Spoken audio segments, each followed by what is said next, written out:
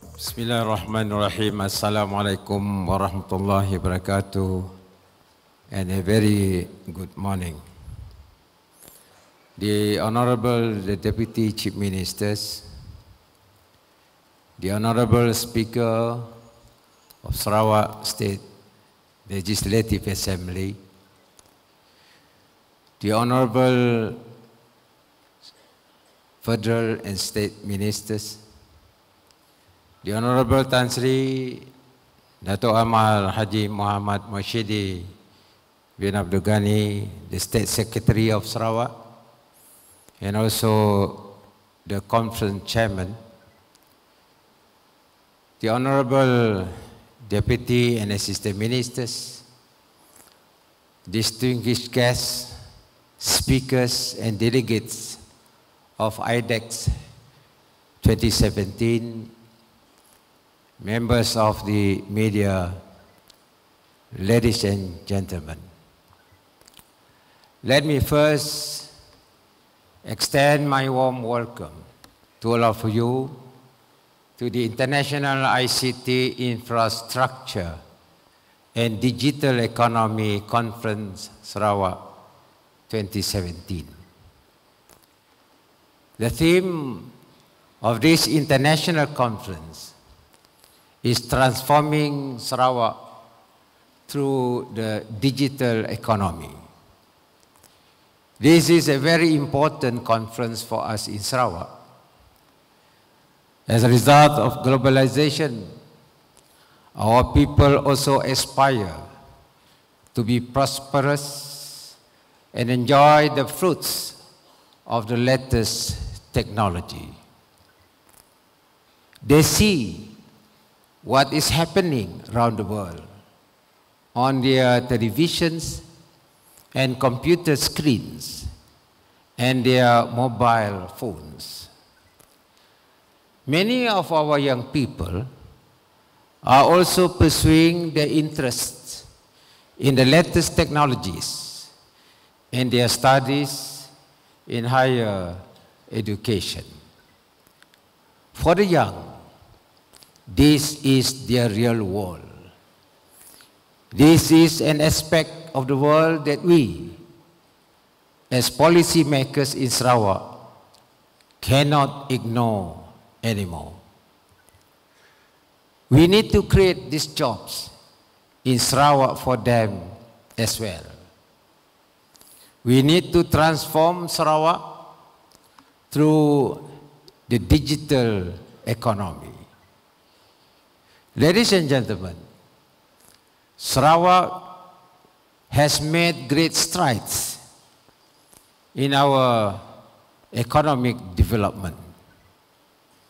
Sarawak is richly endowed with natural resources. Our people have been living in peace and quiet for many centuries, relying on the land, sea, and rivers for all their basic needs. Because we have a relatively long coastline, we also have oil and gas resources offshore. Because we have a large land mass, we have natural resources in timber and plantation, as well as hydropower. Because we are in the tropics, we have solar power. Conventional economic wisdom says that Sarawak can export these natural resources in return for foreign exchange to buy goods and services which we need. With our foreign exchange, we build our basic infrastructure facilities such as roads, airports, seaports, and other goods and services which we are now enjoying in this island state of ours in Borneo. Ladies and gentlemen, the challenge for policymakers in Sarawak today is how to propel the economy to greater heights. And with a more direct impact of our benefits on our people, especially their incomes. There are two major prongs in our economic development strategy. The first prong is to increase the use of our natural resources for our own industrialization. We were told in the past that it is better to export our oil and gas because they fetch good prices in the export market, and to use our oil proceeds to subsidize the prices of imported oil and gas that we use at home. Eventually, it was argued that subsidies are not good for the development of a competitive economy. The subsidies are now removed. So we are left in a situation where we have oil and gas and cannot fully enjoy the benefit of having oil and gas. This cannot be. It is therefore of strategic importance that Sarawak should try to use as much as possible our energy resources for our own economic development and industrialization. We have already started on this strategy by buying back the Bakun Dam. The Bakun Dam is a commercially viable project where the repayment of the project is covered by the stream of revenues from industries. Our main reason for buying the Bakun Dam is because it is a major strategic asset of Sarawak, and we must own it. As a strategic asset, the Bakun Dam has major positive consequences for our economy. We are confident that the growth of our power sector will continue to drive the growth of our economy in the years to come. The same funding model applies to Murun Dam and the coming Baleh Dam. This is where the signing of major off-takers of the energy is important for the commercial viability of hydro projects. But we do not necessarily have to concentrate only on energy-intensive industries in Samalaju. We can concentrate instead on developing downstream industries in Samalaju.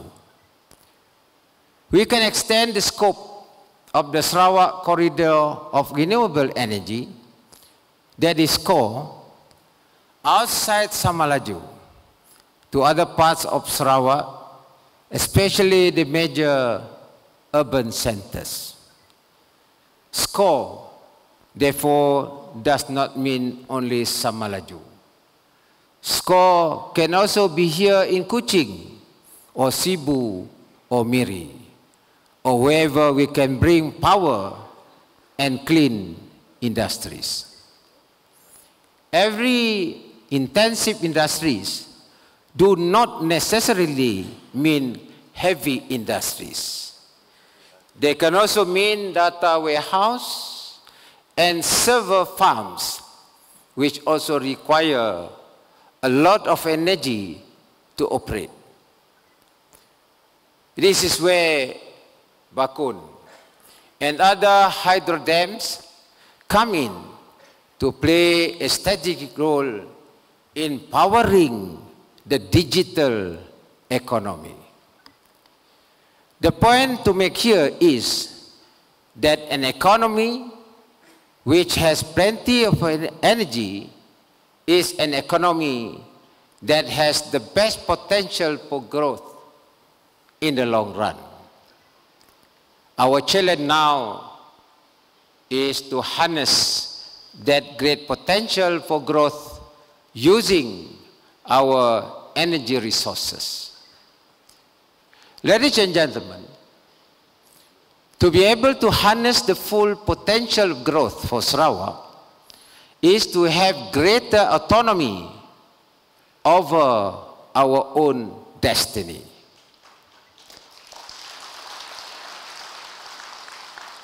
We must decide on our destiny here in Sarawak, not somebody else deciding for us.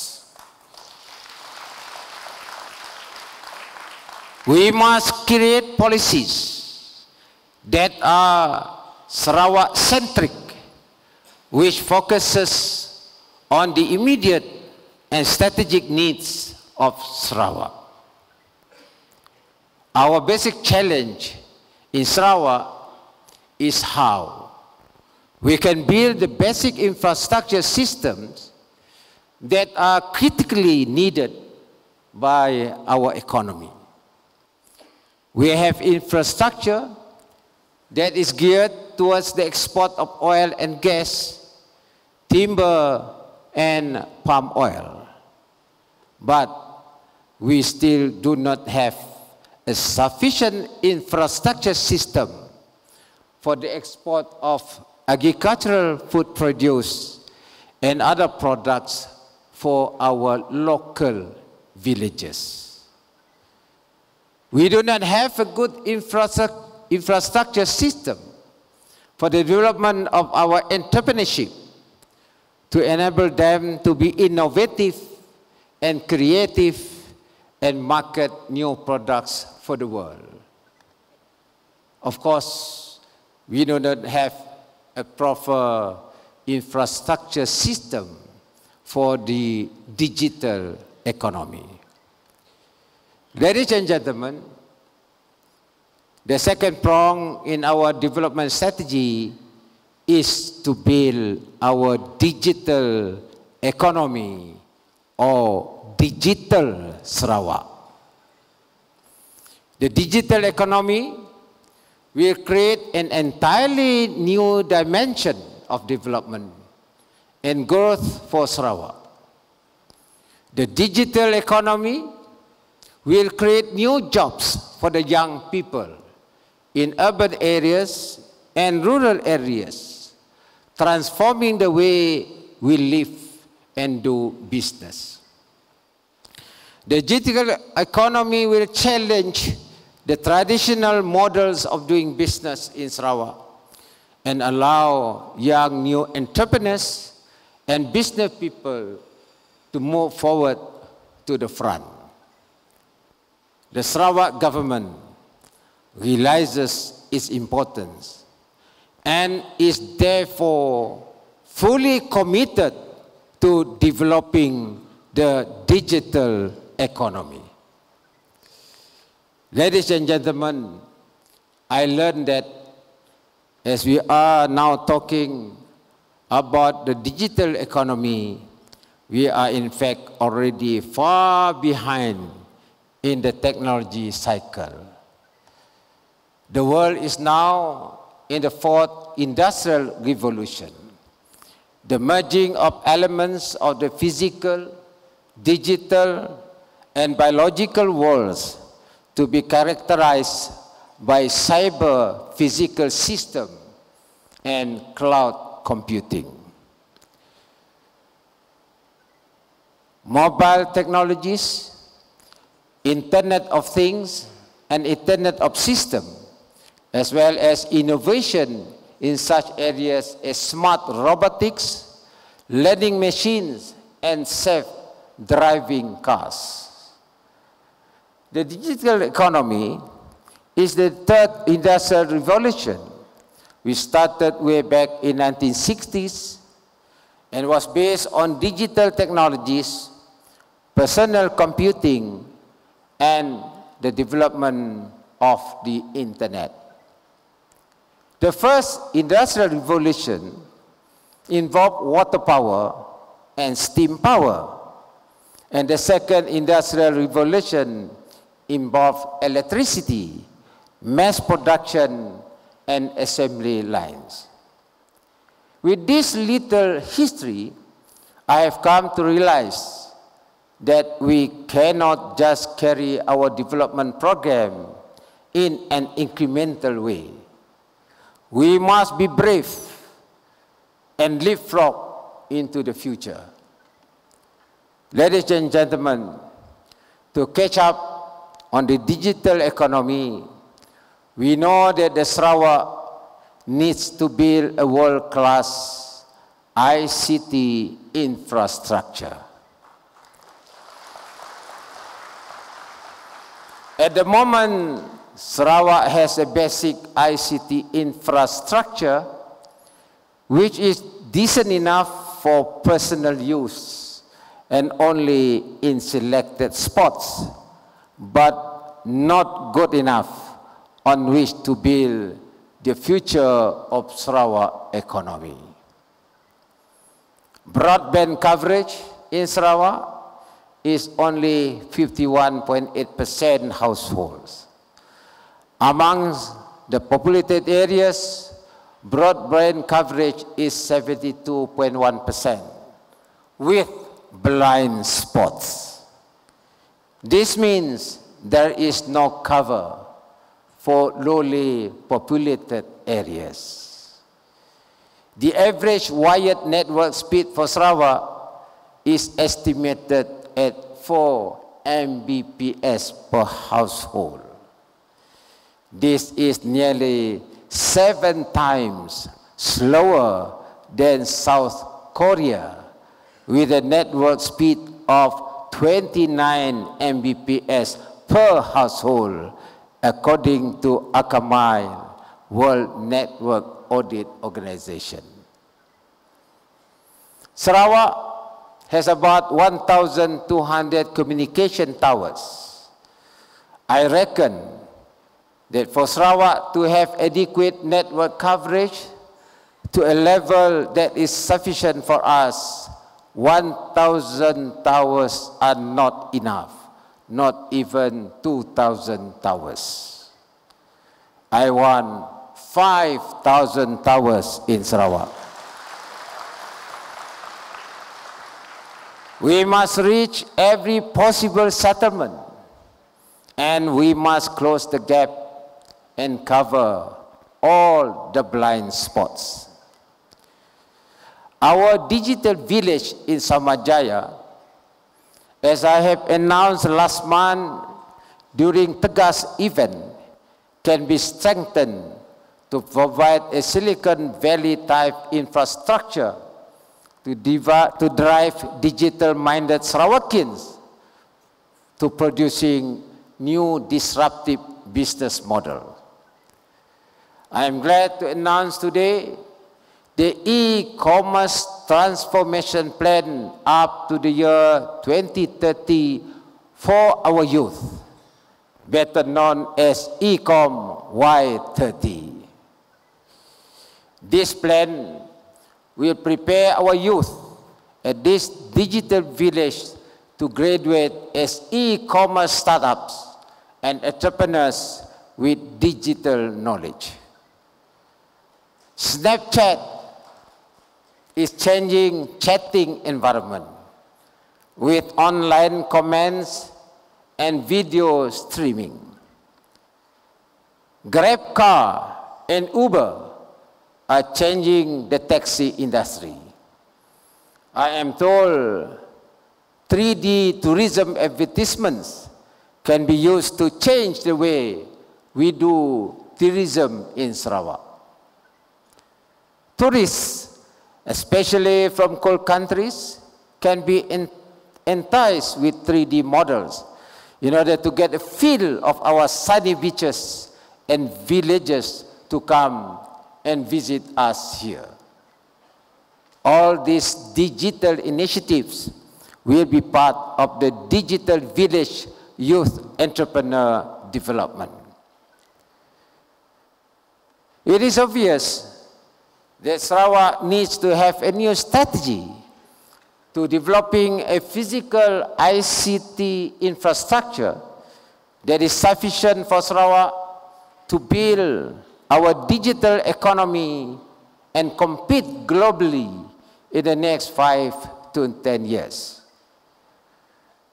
To provide seamless and resilient services, the ICT infrastructure in Sarawak must be wholly on optic fibers with 5G to 7G network and IP transit, capable of delivering 20 terabits as a combination of Sakofa, SEB optical ground wire, PEN Borneo, and Telecom Malaysia. We also have to ensure a resilient network and reliable data security. There must be fiber interconnection among sub-districts. Our computing core must be increased to excess of 10,000 cores. We have to build exhibit with a solid state drive SSD technology to cater for big data, and we must also have a data analytic engine. Ladies and gentlemen, because we want to build a world-class ICT infrastructure for Sarawak, it may be necessary that the Sarawak government must take the lead in driving the development of the physical infrastructure, rather than leaving our future to commercial sectors and service providers at the pace and at the mercy of others. Enough is enough.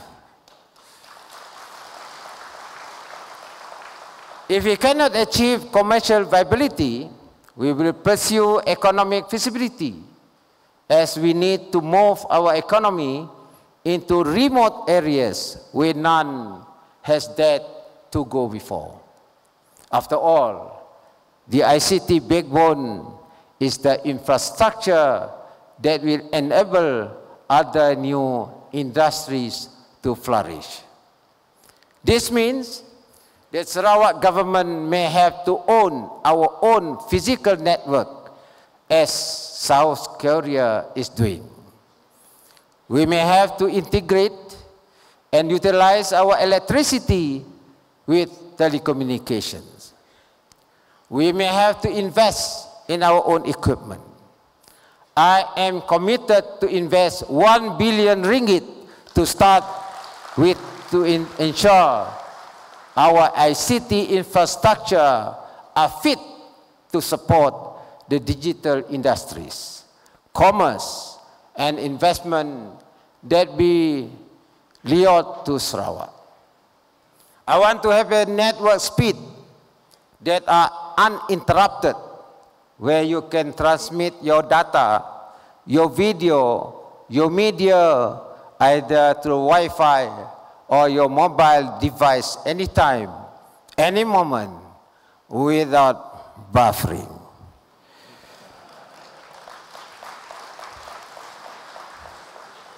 We may have to open up the field to more commercial operators to manage the specification and implementation for the needs of Sarawak, and setting our own rules and regulation and authority.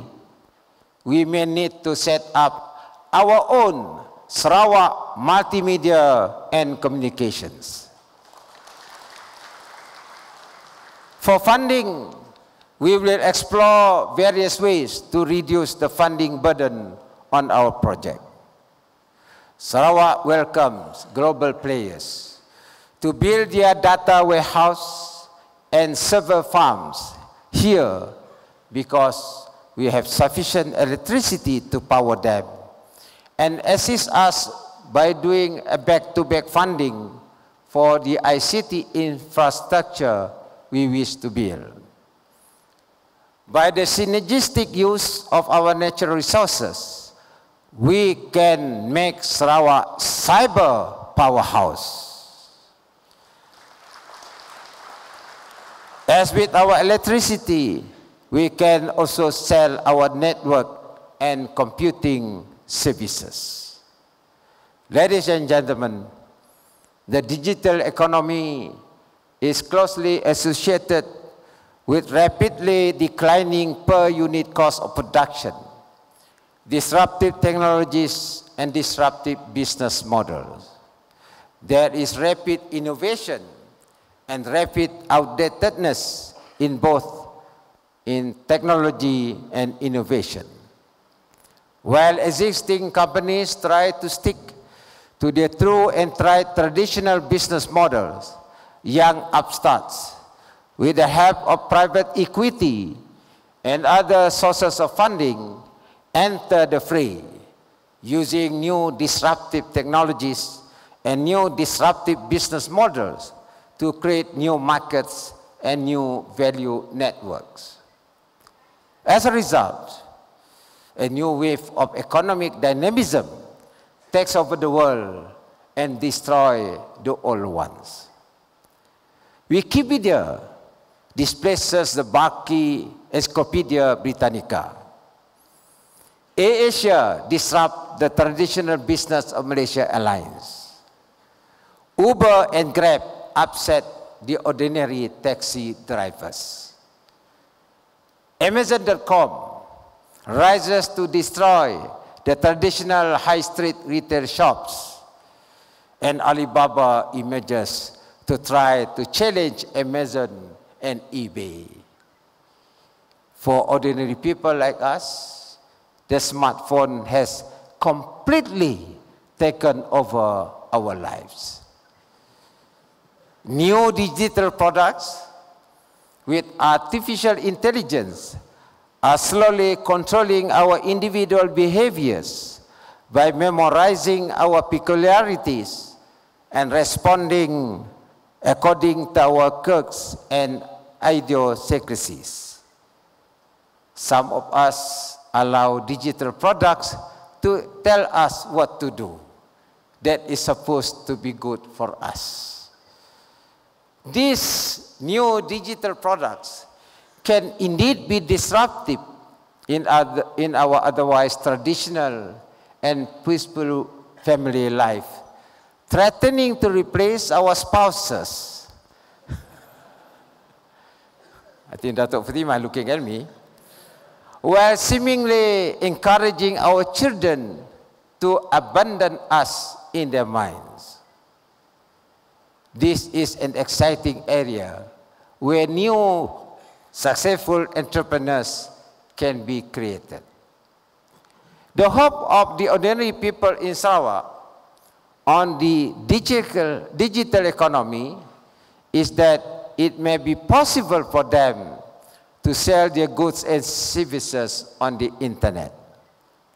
The digital economy, therefore, has also a significant impact on the real economy in terms of design, marketing, production, and distribution. There are serious implications for transport and logistics, especially when we think that the digital economy can bring significant improvements to the livelihoods of communities living in remote areas in the hinterland and wishes to network with the rest of the world. In fact, the digital economy can be exciting for basic infrastructure development in Sarawak because the digital economy provides an added dimension to the economic justification for building basic infrastructure facilities to remote areas in the first place. The development of ICT infrastructure may well include wireless long-term evolution, or LTE, technology in future. As Sarawak has a huge land mass, relation to our small population, which is mostly isolated in little pockets in the hinterland. For leapfrogging, we can think in terms of welcoming relevant foreign direct investment to Sarawak, especially in major urban centers, where the lifestyle fits the young and educated graduates who are keen to work on cutting-edge technologies here. Sarawak can also be an attractive place for global companies to undertake their research and development, as Kuching is only an hour and a half away from Kuala Lumpur and Singapore and 3 hours from Hong Kong. Cost here is a fraction of those in those cities for both R&D and for those working here. Sarawak is also a good place to bring up children, and there is really quite a lot to say for this little state on Borneo Island as a place for developing technologies for the future, not necessarily by ourselves, but by hosting global companies. While we embrace digital technologies in our lives and our system, we need to ensure cybersecurity is in place to ensure national security and realize modernization. To do that, we must have strong and powerful innovation in technology, high caliber cybersecurity, and thriving cyber culture. Ladies and gentlemen, let me conclude. Imagine one day that the Penan in the jungles of Murun, in the hinterland of Sarawak, can sell their special hand-woven mats direct on the internet through the e-commerce to someone in the United Kingdom. Just because we have the entire digital economy set up properly in Sarawak together with the necessary transport and logistics. Imagine in Kuching and other urban centers, young men and women sitting in their air-conditioned spaces of their choice, doing research and development and selling their services to clients around the world. Needless to say, all new houses built from now on in Sarawak must be fiber ready. Imagine the future of learning, where young people can learn according to their interests and capabilities, taking lessons anywhere in the world, rather than be subject only to the curriculum set by the national education policy. Imagine a tourist from anywhere in the world can enjoy a multimedia experience from his or her home through an augmented and virtual reality and end up actually visiting the spot in Sarawak where they had wished. Also imagine that soon government services will be so well digitized and automated that no one has to deal with a government servant anymore and get their things approved quickly.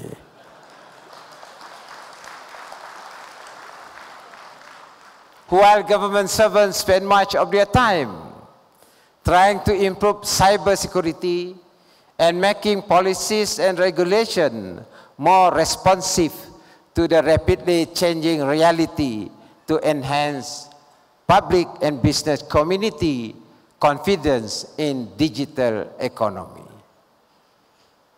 Imagine the public transport will be driven by artificial intelligence system, which is driverless, and we can move around safely and efficiently by sheer instruction on our mobile device.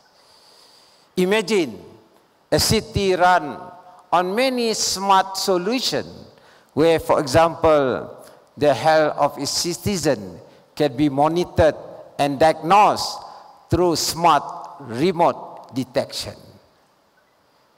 Imagine how the Internet of Things helps to manage our daily routine, lifestyle, by integrating various applications to ease our household chores, enhancing our home security, therefore increasing our ability to make our life much better and more productive. All in all, we should expect an enhanced citizen experience in Sarawak, therefore improve the quality of life and welfare of the people. We want Sarawak happy and safe place. And also a super quality of life with the advancement of application of technologies with real human touch. To ensure that the Sarawak digital economy is developed in a wholesome manner, we will have a clear roadmap with specific timeline and a dedicated agency to implement it, such as new Sarawak Digital Economy Corporation to integrate the physical and the virtual worlds.